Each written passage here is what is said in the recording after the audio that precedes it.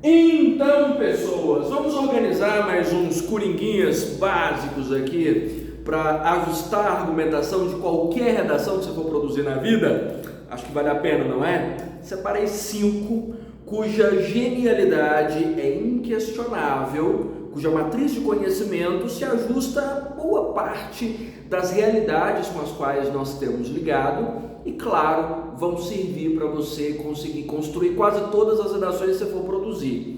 Eu fiquei aqui, confesso, num pequeno dilema sobre quais matrizes selecionar nesse momento como repertório coringa, porque francamente dentro das minhas aulas eu já tenho usado muito repertório coringa justamente para provar que essas matrizes são funcionais e que de fato elas podem dar certo se você souber legitimar, vincular um bom exemplo e explicar bem o conceito, claro, dentro do recorte do tema, né?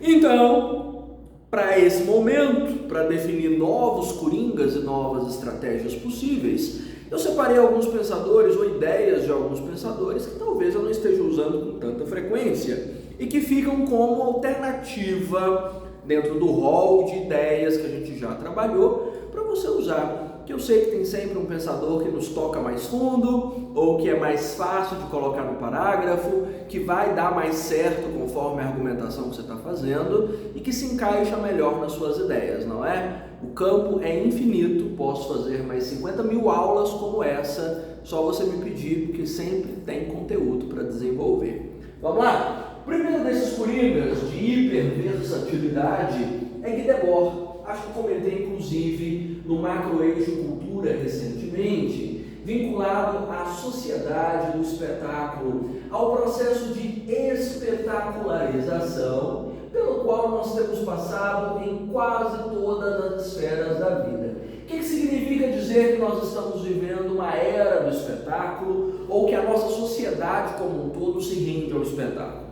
Significa que tudo, das pautas mais banais às pautas mais sérias, são convertidas, digamos assim, nos excessos, são convertidas em entretenimento, em diversão, né? São convertidas em drama, em exagero, em sensacionalismo. E aí, claro, sensacionalismo.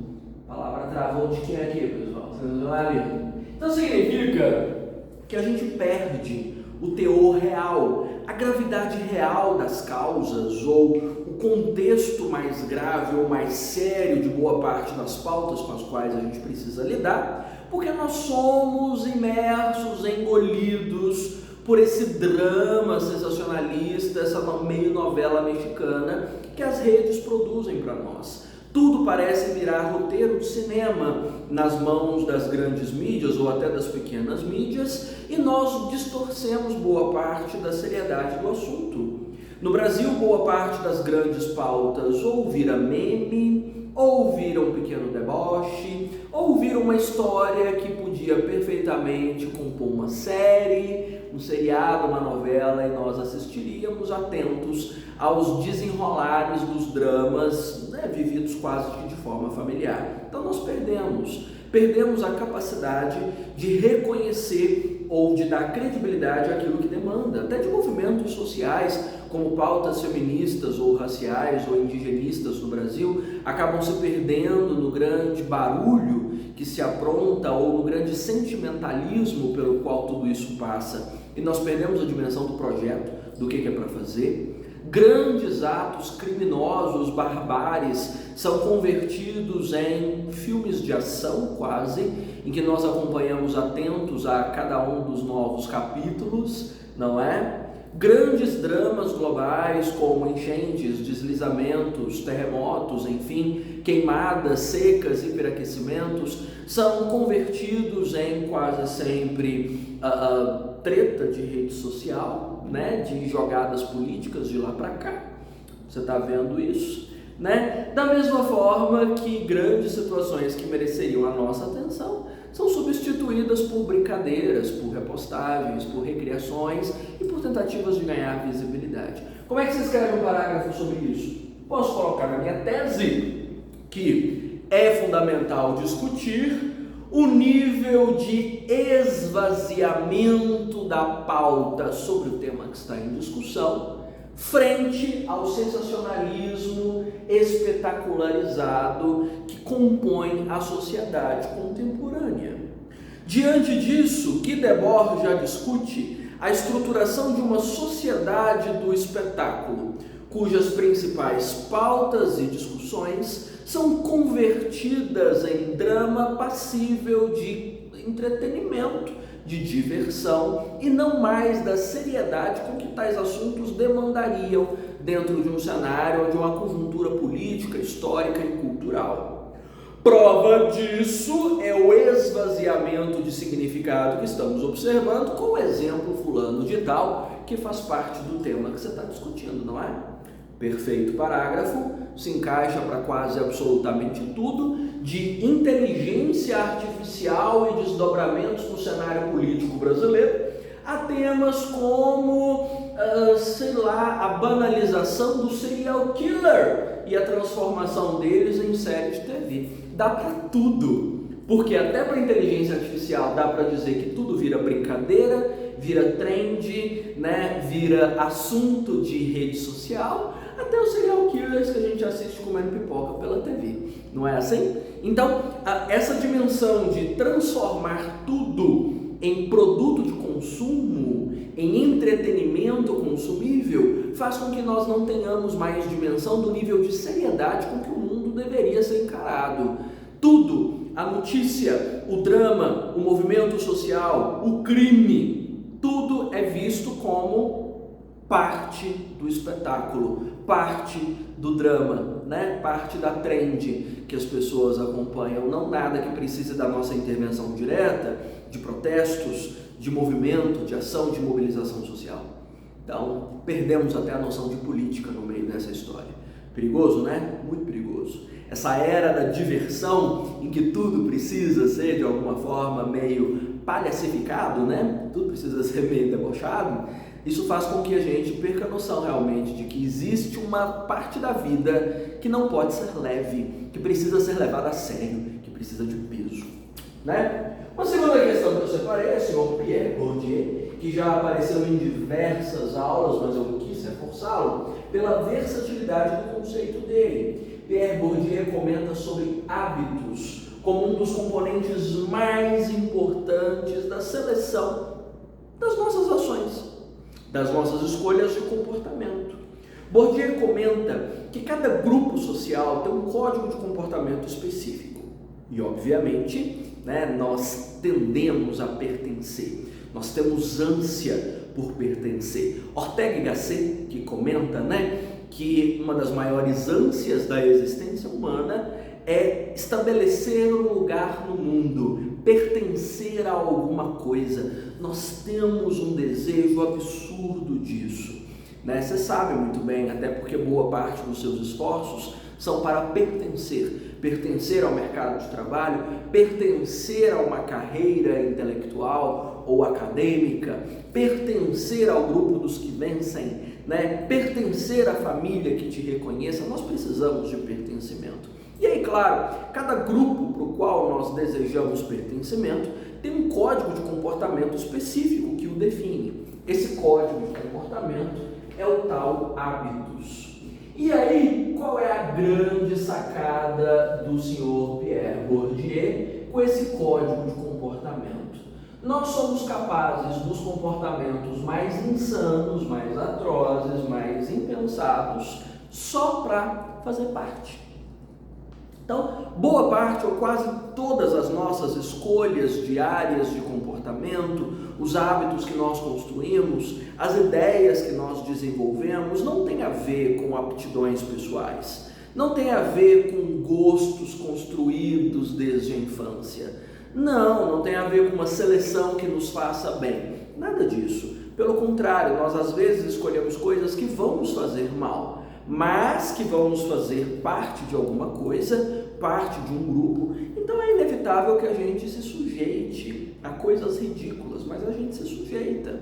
Então veja, nós temos uma lista interminável de comportamentos ruins que afetam a organização dessa sociedade. Até o esvaziamento das pautas que são sérias é um comportamento coletivo.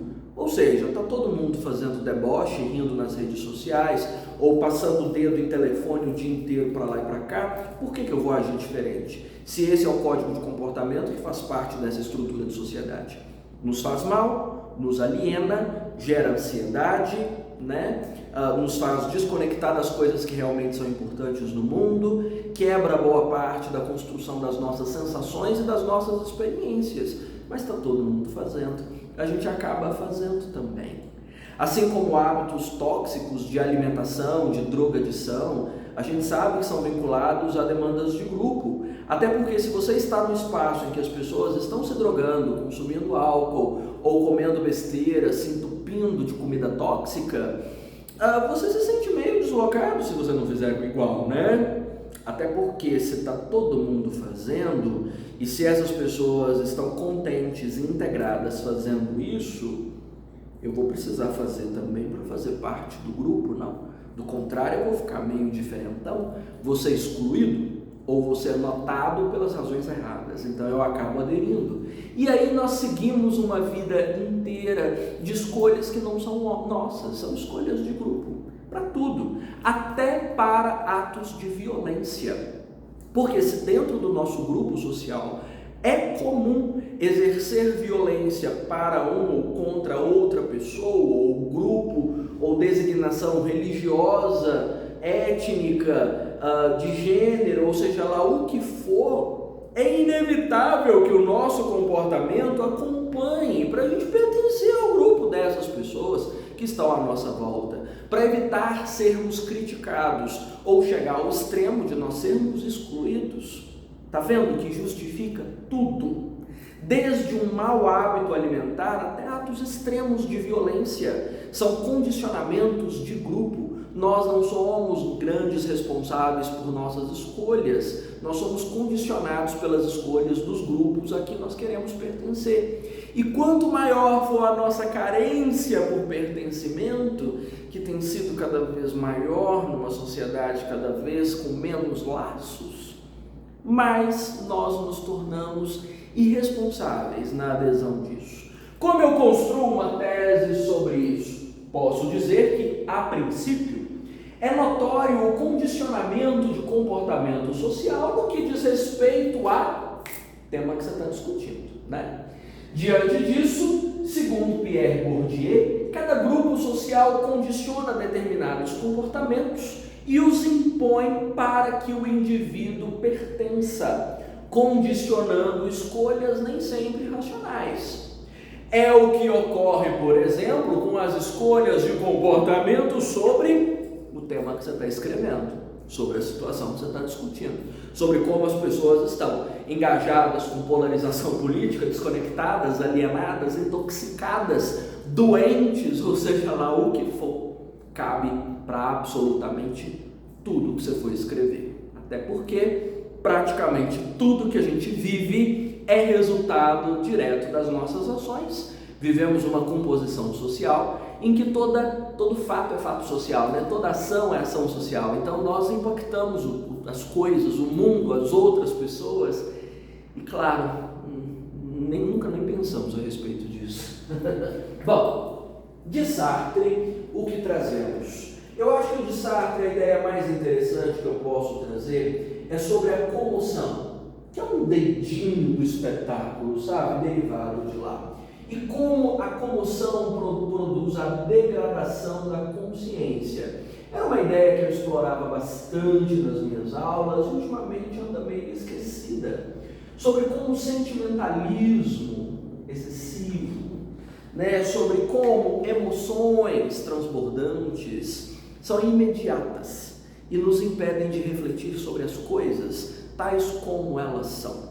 Acredito que dentro da nossa movimentação social, um dos sentimentos mais perigosos é o ódio, e o ódio de fato cega, né? Quando nós sentimos ódio ou revolta por qualquer situação, nós não pensamos em como as pessoas envolvidas estão se sentindo, o que levou a esse ou aquele comportamento, por que certas escolhas foram feitas em detrimento de outras. Por que será que as pessoas chegaram nesse ponto? Se essas pessoas estão erradas, elas estão de fato erradas ou estou colocando o meu código moral sobre elas? Não! A gente não para pensar nisso, a gente simplesmente se cega de ódio, o rosto queima, agimos por impulso, cometemos outra violência sobre esse grupo que nós estamos julgando, cancelamos pessoas, eliminamos o bom senso da vida, infelizmente destruímos o equilíbrio da civilização mesma, já que civilização significa uma convivência pacífica e racional. Nós não conseguimos. Infelizmente, meu senhor, minha senhora, nós somos uma sociedade que sente mais do que pensa. Peter Singer comenta que nós somos uma sociedade sensiocêntrica, ancorada demais no sentimentalismo e com pouco estímulo para ser racional. É um problema, né? Não é à toa que você ouve desde a primeira infância: escuta seu coração, o que o seu coração te disser você deve seguir, e quebra a sua cara, né? Tem sido assim desde então? Não tem? Toda vez que você escuta esse coração maltrapilho e cego que você tem, você se estrepa, né? Porque no final das contas, sentimentos não são bons guias, sentimentos não geram análises, sentimentos não pensam nas consequências, sentimentos não analisam cenários, nem são empáticos. Boa parte dos sentimentos são egoístas. Eu tenho ódio porque me faz mal, eu amo porque eu quero para mim, não é assim? É egoísmo o sentimento. Só a racionalidade é solidária, é empática, né? O pensamento é empático, o sentimento não. Quanto mais sentimental você for, mais egoísta você tende a ser. Infelizmente nós nos criamos nisso. Ou seja, a nossa habilidade de pensar o mundo tem sido bastante deteriorada, a nossa capacidade de entender o cenário político, a evolução social, as relações interpessoais têm sido cada vez mais maltratadas, né? Até para entender como o mundo funciona, como nós atuamos dentro do mundo, de que maneira nós podemos rever a nossa postura para criar uma estrutura social um pouco mais equilibrada, como evitar atos de violência, né? Como ponderar a vida para que nós cheguemos ao justo meio aristotélico, né? Dos equilíbrios, não dos excessos. Pelo contrário, somos uma sociedade violenta, cada vez mais armada, cada vez mais pautada por tragédias e por traumas, né, com um cenário abusivo em quase todos os nossos relacionamentos, uma sociedade beligerante, polarizada ao extremo, que não pensa sobre as suas posições políticas, mas só guarda ódio e rancor de absolutamente tudo, não tem capacidade de analisar fatores de evolução, né, só se joga e espera cair em plumas fofas, né? Não estabacar no chão e quebrar a cara. Como é que a gente organiza isso, hein? Posso dizer, na abertura do meu parágrafo, que em primeiro lugar, vocês adoram escrever isso, né? Em primeiro lugar, o cenário da comoção sobre pautas sociais e éticas tem sido um grave problema no que diz respeito ao tema fulaninho, né? Dessa forma, na esteira dessa realidade, Jean-Paul Sartre já dizia que tal processo de comoção produz a degradação da consciência, qual seja a incapacidade de refletir sobre os fatos como eles são, mas com a ótica dos sentimentos egoístas que quase sempre filtram o olhar para o mundo. Prova disso é o cenário do imediatismo, do ódio de fulano de tal, dos exageros em torno de tal pauta, da incapacidade de pensar tal cenário, da alienação sobre fulano. Vai depender da situação que você estiver discutindo. Dá para escrever um parágrafo chique, top sobre esse assunto, não dá? Dá. Sartre é genial, né? Todo mundo sabe disso já. Bom, Guy Lipovetsky é outro que eu tinha abandonado há um tempo, um economista francês extraordinário também, hoje um dos consultores das maiores marcas do mundo, considerando até Chanel no hall dos clientes dele. E Guy Lipovetsky, nos estudos tanto de economia quanto de sociologia, tem trabalhado bastante sobre como nós nos tornamos uma sociedade do hiperconsumo. Quase tudo que norteia que a nossa vida, as nossas escolhas e provavelmente os nossos problemas está apoiado na dimensão do consumo. E essa dimensão do consumo chega até nós por meio de quê? Por meio de telas, né? Por meio dos ecrãs, que é uma palavra que ele usa bastante.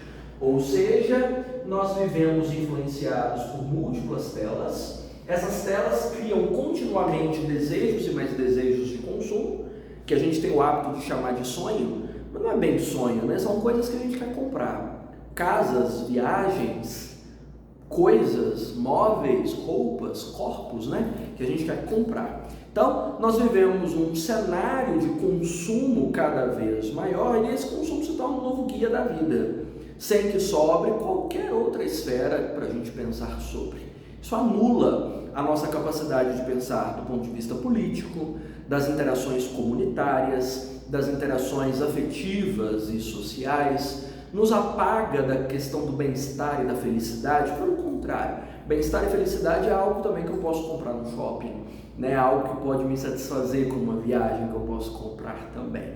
Então, nós passamos a guiar a vida pela dinâmica do consumo e essa dinâmica chega até nós por meio dessas telas. Ou os grandes ecrãs, como o cinema, né, que tem uma produção intensa sobre vender a vida que todo mundo quer ter e desempenhar ali um rol de produtos e de realidades que a gente quer consumir, ou mesmo das pequenas telas, no caso agora dos telefones, das redes sociais, que nos mostram um mundo de possibilidades que nós queremos continuamente consumir. E claro, o consumo nunca nos coloca no presente, sempre coloca numa amanhã possível. Nós perdemos a conexão com o agora, com os problemas e com a realidade que a gente está vivendo nesse momento, até mesmo com o aproveitamento do nosso presente, da fase em que nós estamos, para projetar sempre possibilidades de consumo e de realização para o futuro. Raramente as pessoas dizem que são realizadas agora ou felizes nesse momento. Elas serão felizes quando elas puderem consumir aquilo que elas colocaram na lista de desejos, que elas chamam de sonho. Não é mais ou menos isso? Pense aí você. Você consegue entender que você é completo agora? Ou você só entende que vai ser completo quando você consumir as coisas que estão descritas na sua lista de desejos? A boa parte de nós só pensa que vai ser completo quando essa lista de desejos estiver concluída, né? E spoilerzinho para você, essa lista nunca vai estar concluída, porque as telas vão nos mostrando novos cenários e novas realidades que vão ampliando essa lista de desejos continuamente, vão criando em nós desejo por mais e mais coisas, sem que nós possamos nos satisfazer. Então, nós nos condicionamos a uma rotina de trabalho cada vez mais intensa para conseguir comprar mais. Nós nos preparamos cada vez mais do ponto de vista profissional para abastecer essa dimensão do sonho de consumo, né? Afinal, não sobra muito tempo para viver família, para viver juventude, para viver relacionamentos, laços, né? Experiências, mas nós temos que condicionar uma dinâmica de trabalho para nos dar o retorno da nossa lista de desejos, não é assim? E aí, claro, nós hoje precisamos provar para nós mesmos e para os outros que nós estamos nos tornando realizados, ou que essa lista de desejos está sendo concluída. A cada coisa que você compra, que prova que a sua felicidade está chegando, você precisa fotografar, filmar e colocar nas redes para dizer para os outros, né? A minha lista de compras está progredindo, eu estou fazendo crescimentos aqui, progressos, portanto, talvez eu esteja me tornando feliz. A vida tem sido isso, né? O nível de alienação que isso produz, absurdo, e o nível de distorção, de sonho mesmo, muito grande, né? Nós não sonhamos mais com, vamos dizer, aquilo que nós queremos ser. Nós sonhamos com aquilo que nós queremos ter, né? Com as coisas que nós queremos ter, com as fotos nos lugares que nós queremos estar, né? Com a exibição dos produtos que nós queremos consumir. Pesado isso, não é? Como eu posso colocar? Aí você sabe que serve isso aqui para falar sobre dimensões ambientais. Você sabe como essa dimensão do hiperconsumo destrói recursos naturais e produz lixo. para a questão da insatisfação e da deteriorização da saúde mental, da forma como isso tem afetado a dimensão mesma da educação, que precisa ficar cada vez mais condicionada à produtividade, né? Cada vez mais condicionada à carreira, não necessariamente à formação humana, sobre como isso nos aliena das pautas dos movimentos sociais e da dimensão política, já que isso faz com que a gente entenda que o mundo é feito de consumo e mais nada além disso, né? Ou seja, a dimensão do consumo, meu senhor, minha senhora, tem nos afetado de forma profunda, já fazendo parte da seiva que alimenta a árvore da vida. Já foi tudo tomado, nós respiramos isso. E tudo hoje que você for pensar, eu sonho com isso, é um sonho de consumo, é uma coisa que você quer ter. Você não sonha com mais nada a não ser coisas que você queira ter, a ponto de você se sentir uma pessoa frustrada, infeliz e incompleta por não ter essas coisas, por não ter o corpo que você sonha, que você vai comprar um dia, você não ter a roupa que você sonha, que você vai comprar um dia, você não ter a viagem que você sonha, que você vai comprar um dia. Vamos lá? Vai cair no parágrafo sombrio, posso dizer que a priori não, proibido priori, né? Você já sabe. A princípio, né, a estrutura de uma sociedade focada em consumo está diretamente relacionada ao problema fulano de tal, né? Nessa direção, Guy Lipovetsky já postula que vivemos uma sociedade do hiperconsumo, condicionada pelas telas que definem que tipo de realização pode ser a construção da nossa felicidade ou da nossa realização, nos alienando dos problemas fulanos de tais que você está discutindo, ou concentrando a vida numa dinâmica em que não cabem outras coisas senão trabalho e lucratividade. Prova disso são as consequências devastadoras para o tema que você está discutindo, para o meio ambiente, para a alienação política, para a geração de condicionamento virtual, para a deteriorização de saúde mental e geração de ansiedade, para uma sociedade infeliz, para o aumento do uso de drogas, para o crescimento do uso de álcool, né, para o delírio coletivo na polarização política e no esquecimento do que a sociedade é para além do consumo. Enfim, você tem uma gama infinita de possibilidades com esse repertório. Bacana, não é? Então, já rendemos aqui 4 extraordinários parágrafos e fechamos com Nietzsche para uma questão ontológica. Nietzsche comenta que a verdade das coisas nada mais é do que um jogo expressivo da tradição. E meu senhor, minha senhora, o que é tradição? Como eu posso definir tradição? Tradição nada mais é do que aquilo que é repetido ao longo do tempo, ao longo do espaço, ao longo da mídia. Ou seja, o que é verdade nesse mundo? O que aparece mais vezes? O que viraliza? O que é dito por mais pessoas? O que choca e, portanto, está na boca de todo mundo? Olha o perigo de uma era em que todo mundo pode fazer qualquer conteúdo viralizar, por mais torto, por mais bizarro, por mais ontológico, absurdo que seja, alcança, vira verdade. Então, hoje, o risco maior de uma fake news não é enganar uma pessoa, é uma fake news ser repetida com tanta intensidade a ponto de ela ser entendida como verdade. E isso acaba acontecendo. Nós vivemos uma era em que replicar informação é muito fácil. Não precisa de tempo, como no passado, em que uma informação seria disseminada, sei lá, nos jornais ou nos livros ao longo das décadas, até que ela fosse firmada como fato. Não. Hoje, em questão de segundos, uma informação é replicada para bilhões de pessoas, né, por mais de milhões de terabytes mundo afora, nas infinitas redes sociais, e aí um fato, por mais bizonho que seja, é tido como verdade.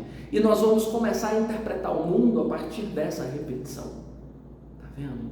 Como nós estamos, aos poucos, rasgando o tecido da realidade, distorcendo as coisas como elas são, para uma realidade das coisas como repetimos que elas são. Estamos recriando o mundo, né? Como se nós estivéssemos desfazendo a matriz essencial da construção da realidade para elaborar outra. Parece um filme de ficção científica, não parece? De tão bizonho que isso é, tão assustador que é. Porque realmente o perigo que isso envolve é absurdo. Nós podemos transformar um herói em vilão em questão de segundos. Nós podemos transformar uma realidade importante em realidade invisível do nada, viralizando um assunto.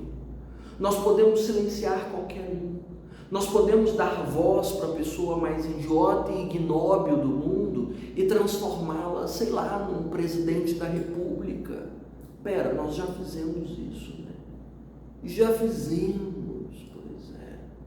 Nós somos capazes de absurdos simplesmente no jogo da repetição, no jogo expressivo da tradição. Por isso, a informação tem se tornado tão perigosa. Tem afetado a saúde pública, tem afetado a segurança, tem afetado a existência da nossa democracia, tem esfarelado o processo de educação formal, né, como nós conhecemos, tem destruído a composição da nossa cultura, tem relativizado a força do conhecimento, tem afetado tudo e criou um cenário de guerra virtual em que quem pode viralizar mais manda no mundo. Mais ou menos isso. Como é que fica um parágrafo sobre essa questão? Posso dizer que, desse modo, pode ser o conectivo, você escolhe, né? A gestão dos fatos na realidade contemporânea é um risco enorme para o problema fulano de tal que você está discutindo. Né? Via de regra, Friedrich Nietzsche já dizia que a verdade nada mais é do que um jogo expressivo da tradição, ou seja, a repetição de uma informação pode elevá-la à condição de verdade absoluta. Prova disso é o que se tem se feito sobre notícias falsas, negacionismos, distorções mil, que você vai discutir no seu texto, de acordo com o tema que você está discutindo, sobre interpretações erradas, equivocadas ou recriadas sobre qualquer fato da realidade. O que você acha disso? Vai funcionar no seu texto? Agora eu quero que você me diga o seguinte: próximo passo. Você quer que eu traga mais pensadores incríveis com conceitos extraordinários como esses 5? Ou você quer que eu pegue esses 5 e escreva parágrafos com eles para mostrar como acontece? Ou você mesmo quer escrever esses parágrafos e quer me mandar para eu ver se deu certo, adaptando na sua redação? Estou esperando sua resposta para eu saber o que eu faço. Enquanto isso, para um pouquinho e pensa na vida, porque eu acho que eu plantei umas sementinhas da discórdia na sua cabeça, né?